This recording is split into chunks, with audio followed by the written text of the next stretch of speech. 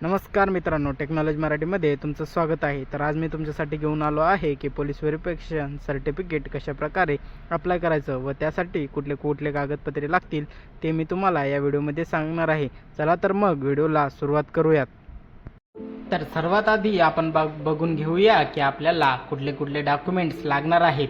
तर सर्वात आधी आपल्याला लागणार आहे आपले पॅन कार्ड, त्यानंतर स्कूल लिव्हिंग सर्टिफिकेट आणि आपले राशन कार्ड नंतर NOC सर्टिफिकेट, त्यानंतर आपला पासपोर्ट साइज फोटो आणि आपली सिग्नेचर आपल्याला लागणार आहे। तर सर्वात आधी क्रोम ब्राउझरवर जाऊन आपल्याला pcs.mahaonline.government.in ही वेबसाईट सर्च करून घ्यायची आहे। त्यानंतर आपल्याला या साईटनी 6 ऑप्शन जे दिलेले आहे या 6 ऑप्शनला फॉलो करून आपल्याला हे चारित्र्य प्रमाणपत्र ओपन करायचं आहे। तर सर्वात पहिलं ऑप्शन आहे रजिस्ट्रेशन बटनावर येथे क्लिक करून आपल्या समोर असा डॅशबोर्ड ओपन होतो। आता यामध्ये पहिलं ऑप्शन आहे आधार नंबर टाकला नाही तरी चालेल। नंतर ऑप्शन आहे लास्ट नेम म्हणजेच आपलं आडनाव येथे व्यवस्थित टाकून घ्या। त्यानंतर खाली दिलेलं आहे फर्स्ट नेम, आपलं पहिलं नाव येथे टाकून घ्यायचं आहे। नंतर आपल्याला दिलेलं आहे आपलं फादर नेम किंवा हस्बंड नेम येथे टाकून घ्यायचं आहे। नंतर आपल्याला आपली डेट ऑफ बर्थ व्यवस्थित सिलेक्ट करून घ्यायची आहे। नंतर आपल्याला दिलेलं आहे जेंडर, आपले जेंडर व्यवस्थित सिलेक्ट करून घ्यायचे आहे। त्यानंतर आपल्या शहराचे जे SP ऑफिस आहे ते SP ऑफिस आपल्याला येथे सिलेक्ट करून घ्यायचे आहे। त्यानंतर पुढील ऑप्शन दिलेले आहे ईमेल आयडी आपल्याला येथे टाकून घ्यायचा आहे। त्यानंतर आपल्याला आपला मोबाईल नंबर आहे तो मोबाईल नंबर येथे सिलेक्ट करून घ्यायचा आहे। आता खाली 2 पासवर्डचे ऑप्शन दिलेले आहेत, त्या दोन्ही पासवर्डवर च्या ऑप्शनवर सेम पासवर्ड टाकून आपल्याला पासवर्ड क्रिएट करून घ्यायचा आहे।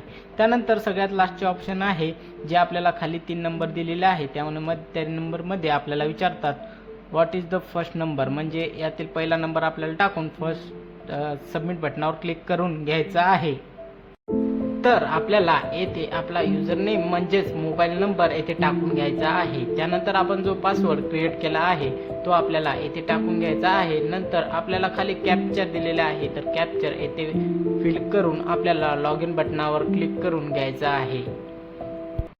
तर आता आपल्याला राईट साईडनी काही ऑप्शन दिलेले आहेत, त्या ऑप्शन मधून आपल्याला सेकंड ऑप्शन सर्व्हिस ऑप्शन मध्ये जायचं आहे।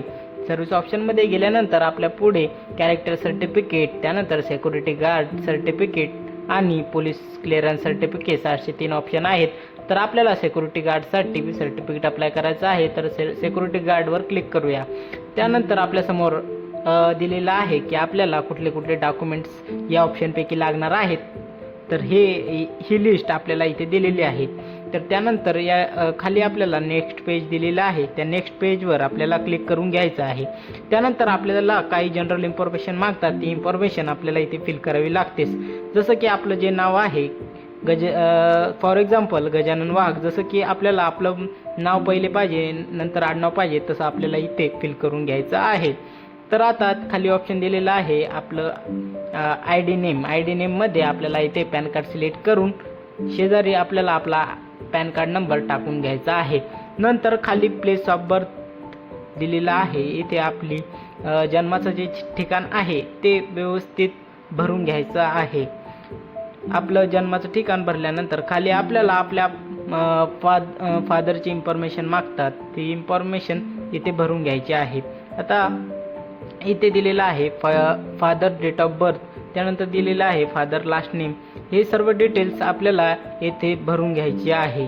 त्यानंतर आपल्याला इथे खाली दिलेलं आहे जनरल क्वेश्चन्स। आता यामध्ये आपल्याला विजिबल आयडेंटिफिकेशन मार्क म्हणजे आपल्या अंगावर काही मार्क असेल ते आपल्याला इथे टाकून घ्यायचं आहे। नंतर खाली जे 4 ऑप्शन दिलेले आहेत या 4 ऑप्शनवर आपल्याला नो या ऑप्शनवर क्लिक करून घ्यायचं आहे। आता आपल्याला परत खाली स्क्रोल केल्यानंतर नेक्स्ट पेजचं ऑप्शन दिसेल, त्या नेक्स्ट पेजच्या बटनावर आपल्याला क्लिक करायचं आहे। तर आता आपल्याला इथे ॲड्रेस इन्फॉर्मेशन विचारली आहे, तर इथे आपल्याला दिलेला आहे तुमचा प्रिव्हियस ॲड्रेस इथे टाकून घ्यायचा आहे। तर आपला जो ॲड्रेस आहे तो इथे आपण व्यवस्थित फिल करून घेऊ। त्यानंतर आपल्याला त्याच्या थोडं खाली स्क्रॉल केल्यानंतर दुसरा ऑप्शन आहे प्रिव्हियस ॲड्रेस, म्हणजे या ॲड्रेसच्या अगोदर जर का आपला दुसरा कुठला ॲड्रेस असेल तो ॲड्रेस इथे टाकून घ्यायचा आहे. त्यानंतर आपल्याला दिलेला आहे आपला परमनंट ॲड्रेस.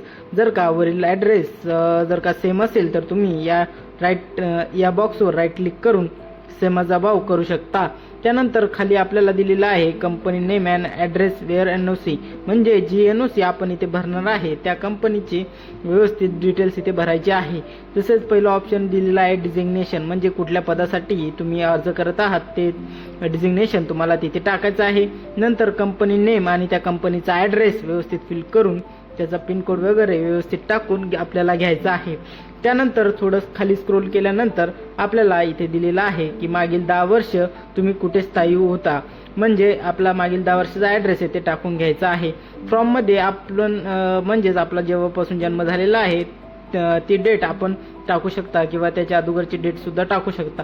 2 मध्ये आपल्याला टिल डेट ठेवायचे आहे आणि पिनकोड टाकून नेक्स्ट पेजवर क्लिक करून घ्यायचं आहे.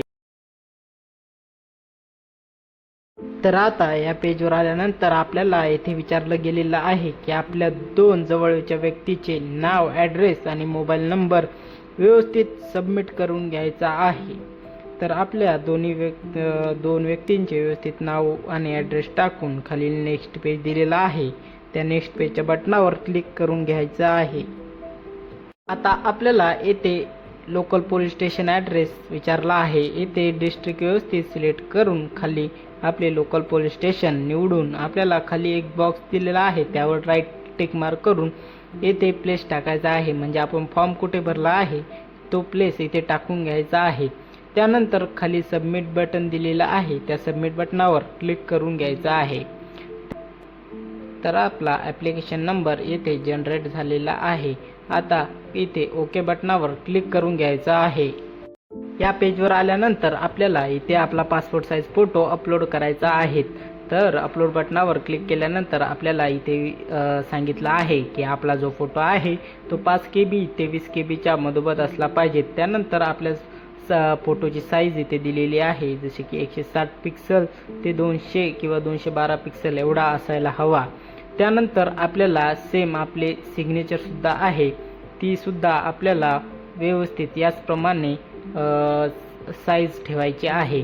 सिग्नेचरवर क्लिक केल्यानंतर आपल्यासमोर सेम असाही बॉक्स ओपन होतो. आता यामध्ये सुद्धा दिलेला आहे की 5 KB ते 20 KBच्या अंडरच आपला सिग्नेचरचा फोटो असायला हवा. त्यानंतर साईज सुद्धा यांनी दिलेली आहे. तर यांच्या साईजनुसारच आपल्याला आपली सिग्नेचर इथे फिल करू शकतो. आता इथे आपल्याला आपले जे डॉक्युमेंट आहे ते आपल्याला इथे भरायचे आहे. जसं की आपण सुरुवातीला सांगितलं होतं आपलं pan card, ration card, school living certificate आणि NOC. तर यामध्ये आपल्याला आपले डॉक्युमेंट येथे अपलोड करून घ्यायचे आहे. अपलोड झाल्यानंतर आपल्याला येथे कंटिन्यू बटनावर क्लिक करून घ्यायचं आहे. जर का तुम्हाला डॉक्युमेंट अपलोड करता येत नसतील, त्यासाठी व्हिडिओ बघायचा असेल तर मला कमेंटमध्ये जरूर सांगा. मी त्या बाबतीत व्हिडिओसुद्धा बनवून घेईल. त्यानंतर आपल्याला जी आपण सर्व डॉक्युमेंटचे जे इन्फॉर्मेशन भरली आहे ते एकदा आपल्याला परत रिचेक करायचे आहे.